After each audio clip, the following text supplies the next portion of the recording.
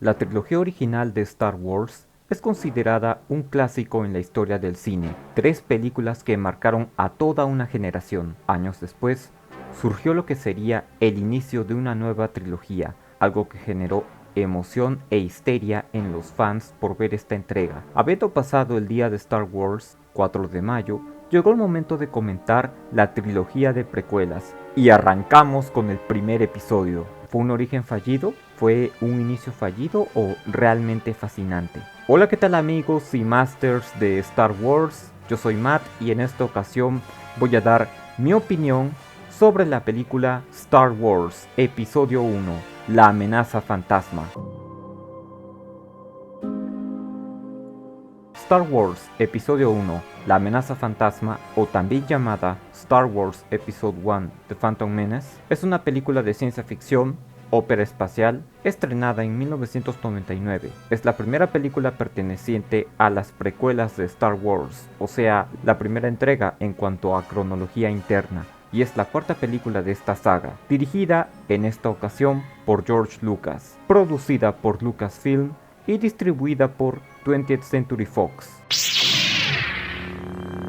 Recordemos un poco lo que ocurrió años atrás. En el 77 tuvimos la primera Star Wars, llamada actualmente Una Nueva Esperanza, la película que inició todo, una película a la que nadie le tenía fe y terminó callando bocas, una cinta introductoria que cambió la forma de hacer cine. En 1980 tuvimos El Imperio Contraataca, una secuela mucho más oscura y la película más amada de la saga. 3 años después tuvimos El Regreso del Jedi, la cual, aunque no haya sido del agrado de todos, terminó cerrando de manera más que correcta la saga hasta ese momento. Después de la trilogía original, muchos quizás creían que habría nuevas películas que continuarían contando una nueva historia en esta saga, pero no fue así. La saga se expandió por otros medios y lo más cercano que tuvimos a secuelas para ese entonces era una trilogía de novelas conocidas como la trilogía de Thrawn. A diferencia del cine actual, no existían los universos cinematográficos de superhéroes. Las únicas sagas con una enorme cantidad de películas eran Halloween, Viernes 13 y Pesadilla en Elm Street, sin mencionar las películas de James Bond, solo por mencionar algunos ejemplos. A mediados de los años 90, Lucas comenzó a trabajar en las precuelas, que contarían la historia de la juventud de Darth Vader, o como verdaderamente se llamaba, Anakin Skywalker, una idea que comenzó a concebir desde la preproducción de El Imperio Contraataca. Su herramienta más grande sería la tecnología, la cual había avanzado lo suficiente para contar estas nuevas historias. Mientras tanto, la trilogía original fue relanzada en VHS en 1995 y en 1997 fue relanzada a los cines en formato de edición especial. El arte conceptual estuvo fuertemente inspirado en el de Ralph McQuarrie, siendo Ryan Church y Doug Chan los diseñadores de los artes conceptuales de las precuelas. Lucas escribió el guión en 1994 para la película que en ese entonces se titulaba The Beginning, y quería ofrecerles la dirección a otros cineastas como Ron Howard, Robert Zemeckis o Steven Spielberg, pero ninguno aceptó porque lo consideraron un proyecto demasiado ambicioso tanto en la realización como en las expectativas, por lo que el propio George Lucas se encargó de dirigirla. Él no había dirigido películas desde 1977, aunque participó como productor ejecutivo en las secuelas y en otras producciones como Indiana Jones. Ignoro cómo fue su vida personal. Por ahí escuché que se casó, formó una familia, pero luego se divorció, algo que algunos consideran que hizo que se ablandara. Aún así, Lucas logró realizar algunas consultas a su amigo Steven Spielberg, básicamente consejos para su proyecto. El rodaje comenzó el 26 de junio de 1997 y acabó el 30 de septiembre de ese año. Se rodó en lugares como Inglaterra, el norte de África e Italia. Y así llegamos a 1999, el año en el que Disney y Pixar nos trajeron Toy Story 2, año en el que Tom Hanks y Michael Clark Duncan nos hicieron llorar con Milagros Inesperados, mismo año en el que los hermanos Wachowski nos dejaron con la boca abierta en Matrix. Disney en ese año nos trajo su clásico animado Tarzán, mientras que en dicho año Universal nos trajo La Momia. Sony en ese año nos trajo Stuart Little. Fue un año en el que Tim Burton nos trajo Sleepy Hollow. Fue el año en el que Sarah Michelle Gellar, Reese Witherspoon y Ryan Phillippe protagonizaron Cruel Intentions, el año en el que Will Smith protagonizó Wild Wild West, uno de sus peores proyectos. En ese año, David Fincher nos trajo Fight Club, una cinta que se convertiría en todo un clásico de culto. Ese mismo año, un 19 de mayo, llegó a los cines de nuestra galaxia La Amenaza Fantasma. Fue un estreno muy esperado por los fans. Me atrevería a decir que una especie de histeria colectiva se apoderó de ellos, de tanta espera, pese a que quizás había incertidumbre de cómo reaccionaría el público ante el producto final. La película contó con un presupuesto de 115 millones y recaudó 1.027 millones de dólares, la película más taquillera de la saga hasta ese momento y la segunda película más taquillera en aquel entonces, tan solo superada por Titanic, del director James Cameron. Fue el filme más taquillero de 1999. Contó con comentarios negativos por parte de la crítica especializada y es considerada como la peor película de la saga, así como la peor de esta trilogía, tanto por la crítica como por la audiencia. Se criticó el exceso de efectos por computadora, personajes planos, una pésima trama y diálogos. Jar Jar Binks fue un personaje duramente criticado y es el personaje más odiado de la saga por ser considerado alguien con un humor muy estúpido. En la época de la República Galáctica, la Federación de Comercio ha impedido los envíos a las rutas comerciales del planeta Naboo. Dos caballeros Jedi, Qui-Gon Jinn y su aprendiz Padawan Obi-Wan Kenobi deberán solucionar el conflicto y ayudar a la reina Amidala. Sin embargo, las circunstancias los envían a Tatooine, un planeta desértico, donde conocen a un joven llamado Anakin Skywalker, quien años después se convertiría en Darth Vader.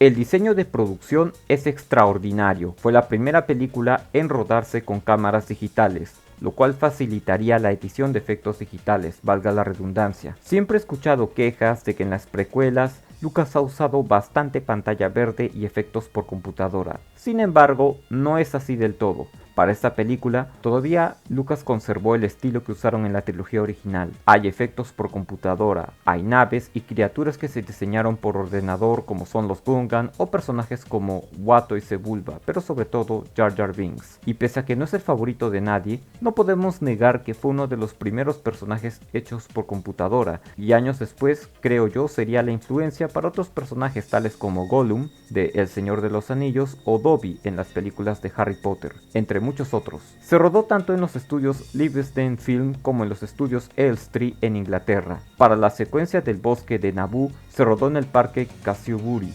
Watford. Para las escenas de Tatooine se usó nuevamente el desierto de Túnez, siendo las afueras de Tuzur lo que sirvió para representar el pueblo de Mos Espa. Durante la tercera noche de rodaje hubo una tormenta de arena que destruyó muchos escenarios y accesorios. El Palacio Real de Caserta, Italia, sirvió para el interior del Palacio de la Reina Amidala. En otras palabras, toda la producción fue una mezcla de los efectos prácticos con técnicas digitales. La compañía Industrial Light and Magic fue quien se encargó de este nuevo tipo de tecnología, así como del uso de marionetas, pinturas, máscaras, animatrónicos y efectos prácticos. Incluso Yoda fue hecho en marioneta nuevamente para esta entrega. Ahora quiero hablar un poco del diseño de vestuario, especialmente de los caballeros Jedi. En la trilogía original solo teníamos a Obi-Wan y Yoda.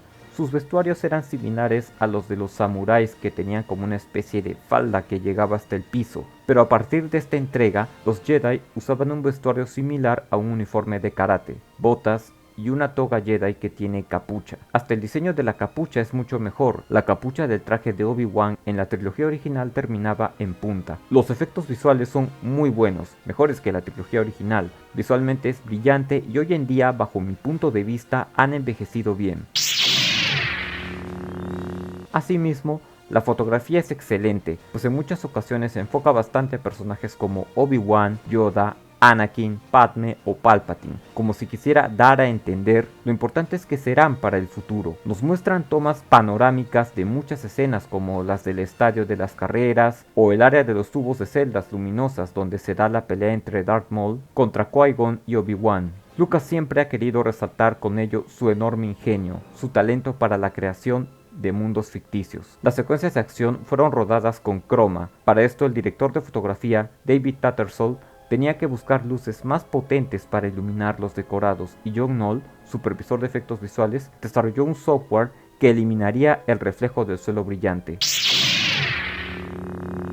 Las actuaciones son muy buenas. Liam Neeson como Qui-Gon Jinn es extraordinario. Tiene presencia y transmite esa sabiduría tal y como lo hizo Alec Guinness. Aquí, Neeson demuestra el gran actor que es. Ya para ese entonces el actor tenía reconocimiento por su nominación en La lista de Schindler de Steven Spielberg, lo que lo llevó a la fama mundial y también fue algo que seguramente atrajo a dicho público a ver esta película. El actor ya era fan de la trilogía original y él mismo fue quien le pidió a Lucas que lo contrate. Ewan McGregor interpreta muy bien a esta versión joven de Obi-Wan Kenobi. Definitivamente lo hace de manera grandiosa. Tengamos en cuenta que McGregor ya había participado en varios filmes, siendo Transporting de Danny Boyle una de las más reconocidas. Actores como Ralph Fiennes y Russell Crowe estuvieron contemplados como candidatos para interpretarlo. Natalie Portman como la reina Amidala, Padme, es extraordinaria. Esta actriz ya había demostrado sus dotes actorales en otras películas, siendo una de ellas El perfecto asesino,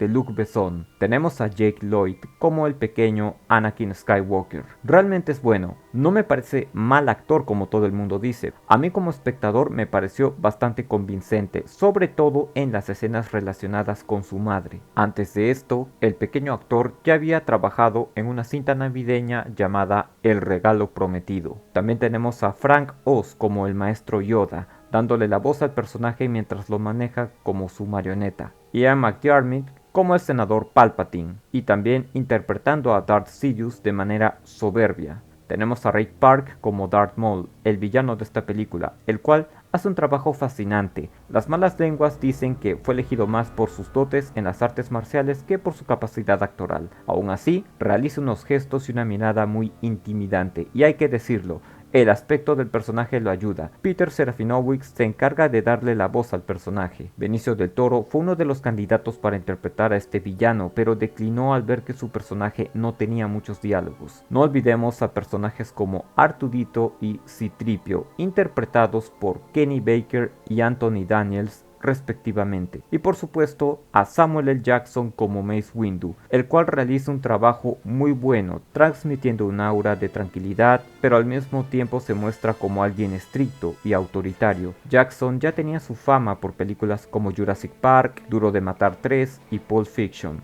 y mucho antes de ser Nick Fury en las películas del universo Marvel, ya tuvo en su currículum a un personaje famoso dentro de Star Wars. También tenemos a Pernilla August como Shmi Skywalker, la madre de Anakin, y tenemos a Andy Secombe, quien le dio la voz a Watto.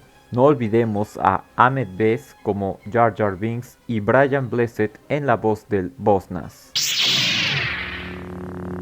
La banda sonora, a cargo nuevamente de John Williams, es excelente. Solo puedo decir que la fuerza es intensa en él. Si bien recrea uno que otro tema clásico, la mayoría son composiciones nuevas. Se ve que no solo la tecnología evolucionó en la saga, sino también la música, con nuevas melodías, algunas calmadas como el tema de Anakin, donde resalta la inocencia para luego terminar con leves notas de marcha imperial, dando a entender el destino de dicho personaje, y otras melodías potentes. Sin duda, lo mejor de este trabajo es el tema musical Duel of the Fates, siendo el tema más representativo de las precuelas, que le da un toque religioso a su respectiva escena y junto a Marcha Imperial es uno de los más representativos de la saga. Incluso logra meter de manera sutil el tema del emperador en la escena final, pero con un tono más alegre. En la trilogía original tuvimos conceptos como la rebelión, el imperio, la fuerza, el lado oscuro, los Jedi, y en esta ocasión observamos lo que alguna vez fue la antigua república, el apogeo de la orden Jedi, y tenemos conceptos más grandes. La lucha entre el bien y el mal ahora está representada por los Jedi y los Sith, siendo este término usado por primera vez en la saga en esta película. Los Sith son usuarios de la fuerza que fueron caballeros Jedi alguna vez, pero sucumbieron ante el lado oscuro de la fuerza. En otras palabras, son Jedi oscuros. Han sido los enemigos de los Jedi y fueron derrotados por estos. Sin embargo, sobrevivieron en la clandestinidad. Son los que están detrás del conflicto presentado en una época donde no existía el imperio, en una época donde predominaba la democracia en la galaxia. Por tanto, queda claro que personajes como Darth Vader, el Emperador y Darth Maul vienen a ser Sith.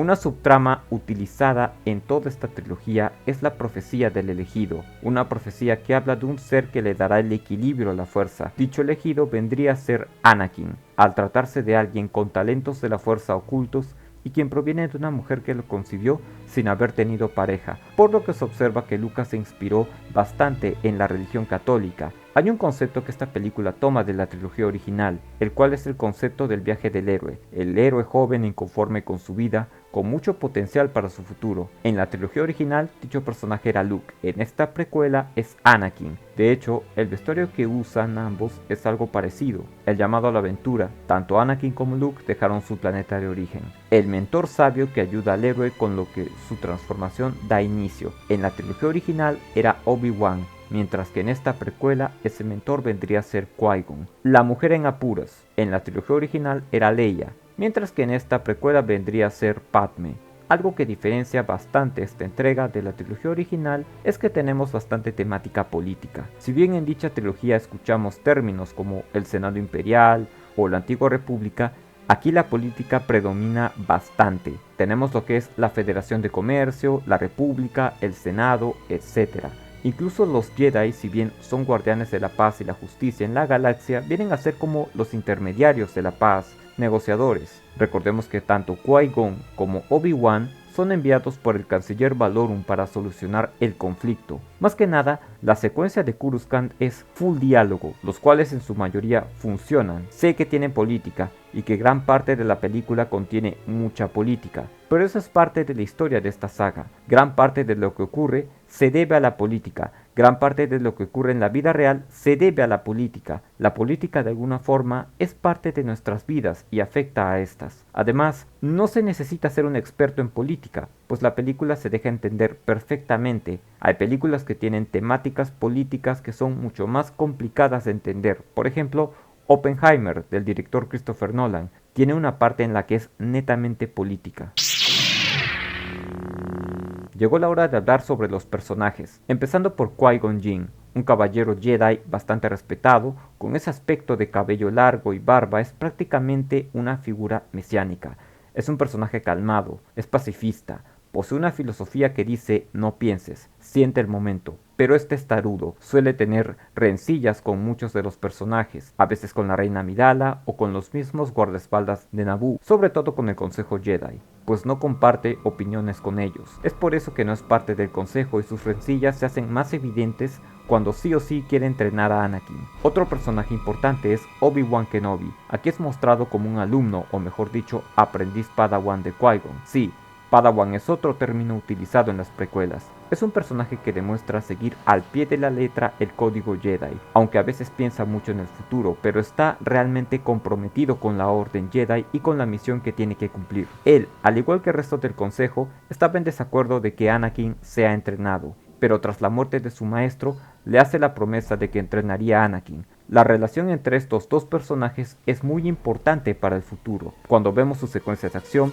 automáticamente podemos preguntarnos, ¿este viejito de las películas antiguas peleaba de esa forma tan soberbia? De hecho, podemos decir que esta es la única vez en las precuelas en donde Obi-Wan se deja llevar por la ira durante su enfrentamiento final contra Darth Maul. Tenemos a Padme, la cual es la reina Amidala del planeta Naboo. Si bien no es una damisela en peligro, sí se ve que es un personaje que intenta hacer todo lo posible por su planeta. Incluso vemos que tiene secuencias de acción en el tercer acto. Ella y Anakin se hacen amigos. Posteriormente, dicha relación se convierte en algo más que una amistad. Pero sin duda Padme es un personaje de vital importancia. Tenemos también a Anakin Skywalker. Aquí yo veo que no tiene tanto protagonismo como sí lo tiene en las siguientes entregas. Por momentos se siente como un personaje secundario. Es bastante importante. Sí, Anakin es un niño esclavo en Tatooine, tanto él como su madre. Anakin es un niño de 9 años con mucho potencial. Tiene habilidades para reparar y construir cosas.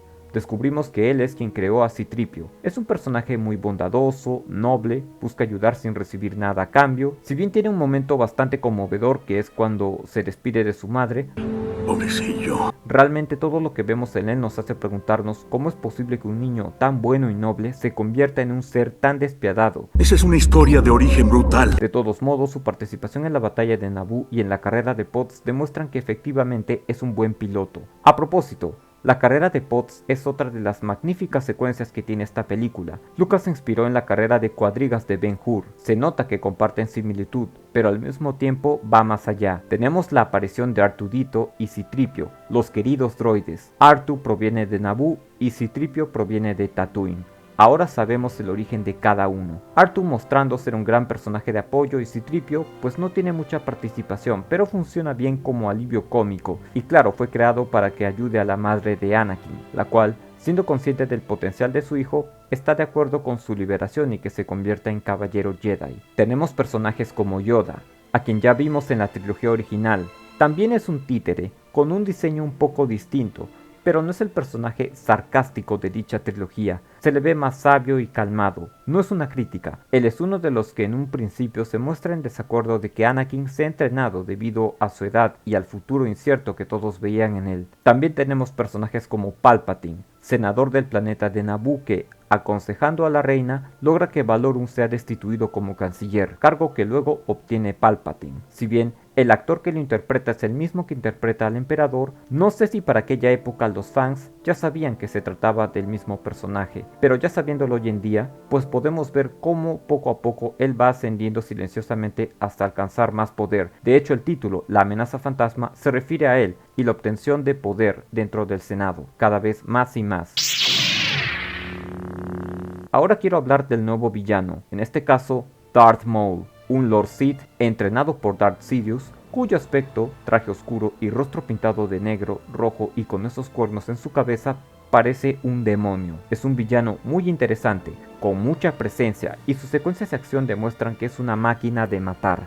Tenemos también una gran variedad de naves, la Nubian 327J, las naves amarillas usadas en la batalla de Naboo. También predomina la participación de droides de combate, droidekas, etc. Tenemos la reaparición de Tatooine, el planeta de origen de Anakin, y todo lo que vimos de este planeta en la trilogía original. La aparición de los Jawas, los Tusken Riders, Jabba el Hutt, un planeta pequeño y pobre en el que ni la República ni la Federación de Comercio tienen influencia. Un planeta dominado por los Hutts, que vienen a ser gangsters. Y también tenemos nuevos planetas con un contraste bien marcado en comparación con Tatooine. Tenemos a Naboo, planeta natal de Padme, Palpatine y Jar Jar Binks, un planeta habitado por humanos y por Gungans. Finalmente tenemos a Coruscant, el planeta capital de la República, planeta donde están ubicados el Senado Galáctico y la Orden Jedi, con grandes rascacielos, vehículos flotantes y pistas de aterrizaje. Es una ciudad futurista, brillante, bastante optimista y el que menos se imagina esta ciudad cuando se habla del futuro.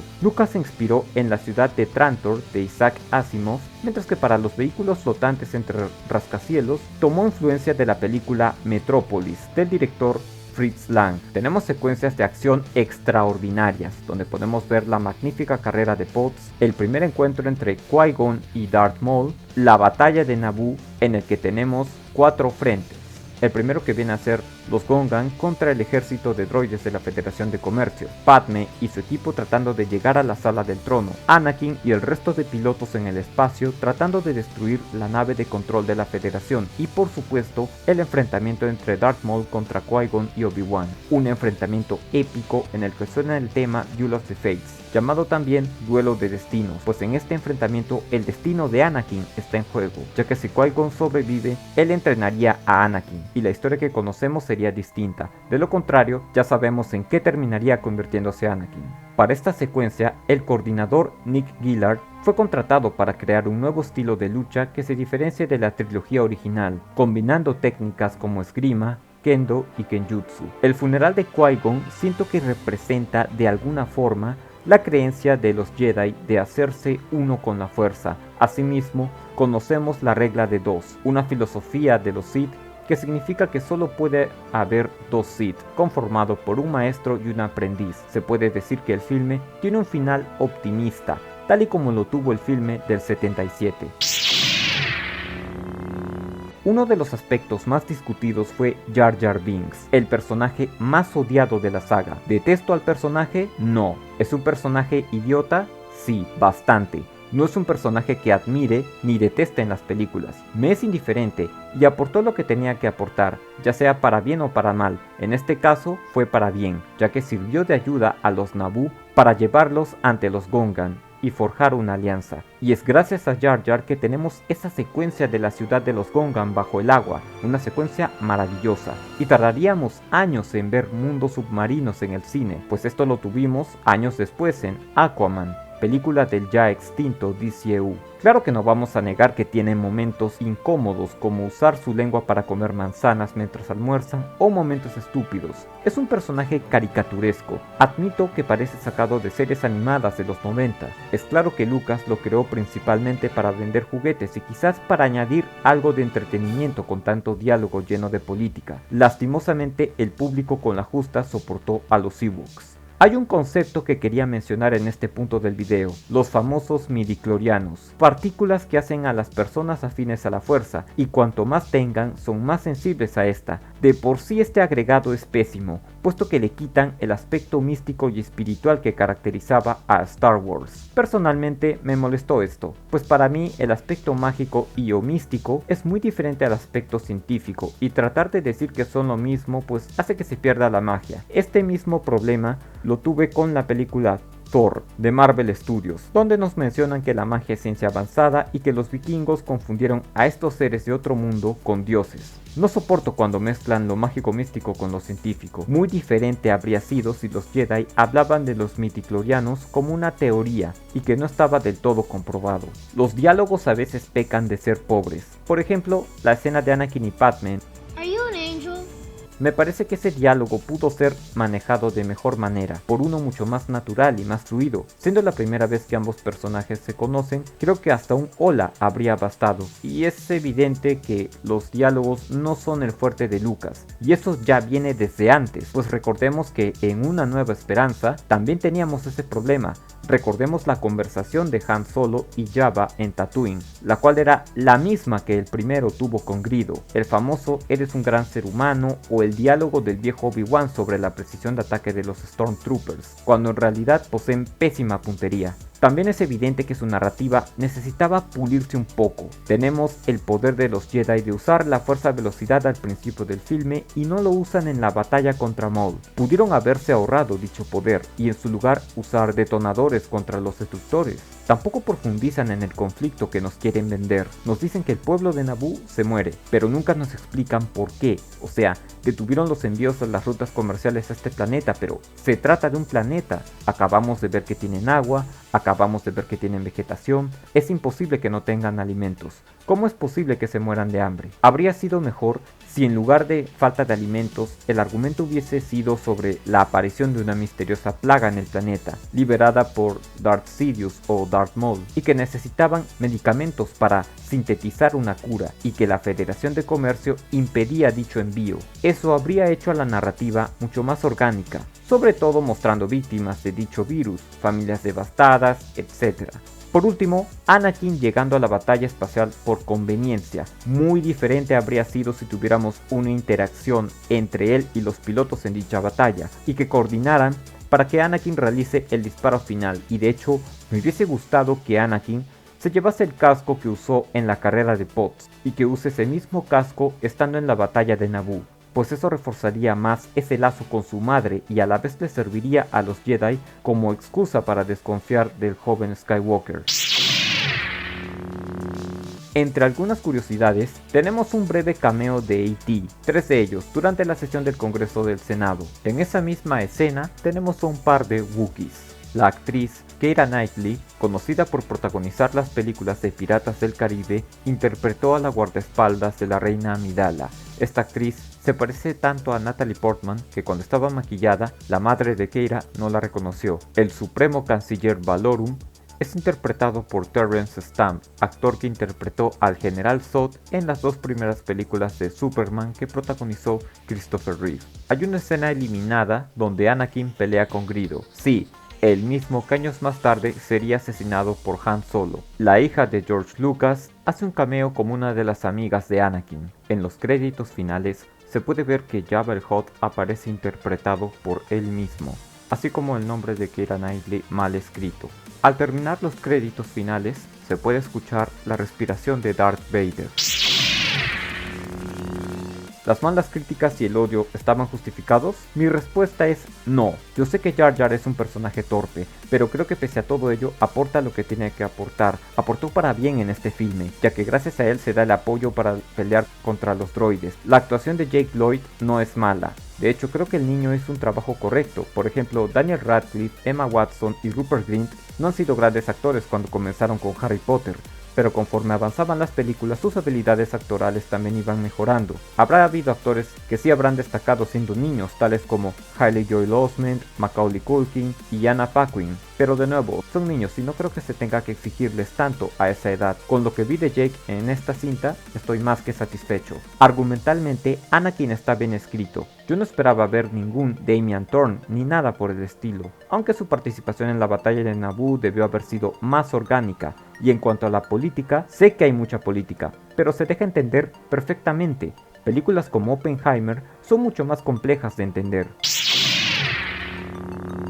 ¿Es infantil? Pues si de películas infantiles hablamos, podríamos mencionar a The Clone Wars del 2008, o películas como Mi pobre angelito, o la primera entrega de Harry Potter. Hasta la nefasta Batman y Robin es infantil, así que mi respuesta sería no, pues creo que es una película que, al igual que la trilogía original, la pueden disfrutar todos los públicos, pero jamás he visto películas de Star Wars como cintas infantiles como lo han sido las de la Disney. Star Wars Episodio 1, La amenaza fantasma, está lejos de ser una mala película. Es una buena película, bastante buena, muy entretenida. Es una película imperfecta, pero realmente fascinante, con muchos más aciertos que desaciertos. Tenemos personajes que podrían ser de alguna forma relacionables con los de la trilogía original, con una trama política que se puede entender fácilmente, una excelente banda sonora que acompaña a la película y hace que entendamos a los personajes y las situaciones, excelentes secuencias como las carreras de pods, batallas tanto dentro como fuera del espacio, los duelos de lightsabers extraordinarios y superiores a los de la trilogía original, excelentemente coreografiados. La creatividad de Lucas se luce con cada plano, con cada secuencia. Es su ingenio desbordado de inicio a fin. Finalmente, en el apartado técnico es magnífico por los efectos de sonido y efectos visuales. Visualmente es una película que ha envejecido bien. Es innovadora, o bueno, lo fue para su época, y tomó riesgos en muchos aspectos. Su narrativa quizás debió haber sido más trabajada, profundizando en algunos argumentos y ahorrando momentos y secuencias, pues a pesar de innovar en cuanto a creatividad de mundos, historias y personajes, se excede en algunos aspectos en detrimento de otros, pero no deja de ser un producto bastante notable. En una nota del 1 al 10, yo le doy un 7.5. En el año 2012, la película fue reestrenada en 3D y tuvo un cambio notorio. Yoda fue modificado por una versión digital. Asimismo, también tuvo un reestreno el año pasado, en 2024, y eso me permitió verla en la gran pantalla. La película tuvo 3 nominaciones al Oscar a Mejor Edición de Sonido, Mejor Sonido y Mejores Efectos Visuales, pero en todas perdió contra Matrix de los hermanos Wachowski. Asimismo, tuvo nominaciones en los premios Razzies, en la que ganó a Peor Actor de Reparto, premio otorgado a Ahmed Best por su interpretación de Jar Jar Binks. Es una pena que las malas críticas de su época le hayan jugado en contra a la película. Los fans la odiaron, creo que hasta Harrison Ford la criticó. Los fans criticaban a Lucas y a algunos actores. Ahmed Best pasó por depresión y casi se quita la vida. Y pensar que Michael Jackson quería interpretar a Jar Jar. Eso fue lo que escuché. Pero quien la pasó bastante mal es Jake Lloyd, pues las malas críticas a su interpretación hicieron que sufra bullying a tal nivel de que terminase odiando al personaje y a la saga. Si bien asistió a convenciones, él argumentaba que esta película fue hecha pensada para niños. Años después, el actor fue diagnosticado con esquizofrenia, aunque actualmente ya se encuentra recuperado. Aunque confieso que me sorprende que él haya promocionado el reestreno del episodio 1 en el 2012. Yo disfruto y disfrutaré esta película. De hecho, hay quienes disfrutan esta cinta. Creo que con el tiempo, el fandom ha cambiado su perspectiva sobre este filme. Incluso, en su época tuvo videojuegos muy populares, tales como Star Wars, Jedi Power Battles, Star Wars Episodio 1, Racer, que es un videojuego de carreras, y el videojuego de la película para PlayStation 1, el cual es algo antiguo, pero bastante entretenido, en una época en la que la ya extinta LucasArts desarrollaba videojuegos. Si les gustó este video, estaré volviendo a comentar la siguiente película perteneciente a esta galaxia muy lejana, la cual será El ataque de los clones, que fue otra película odiada, pero ¿realmente es la peor de las precuelas? Y bueno, esa es toda mi opinión. Muchas gracias por haber visto este video. Espero que les haya gustado. Si desean, comenten qué les pareció la película. Recuerden hacerlo con respeto. Por favor, no olviden darle like al video, suscríbanse, compartan este video con sus amigos. De esa forma el canal podrá seguir creciendo. Y activen la campanita para que les avise cuando suba videos. Síganme en redes sociales. Volveré comentando más películas. Mantengan los ojos abiertos. Y recuerden, nuestro aliado es la fuerza. Y un poderoso aliado es. Chao.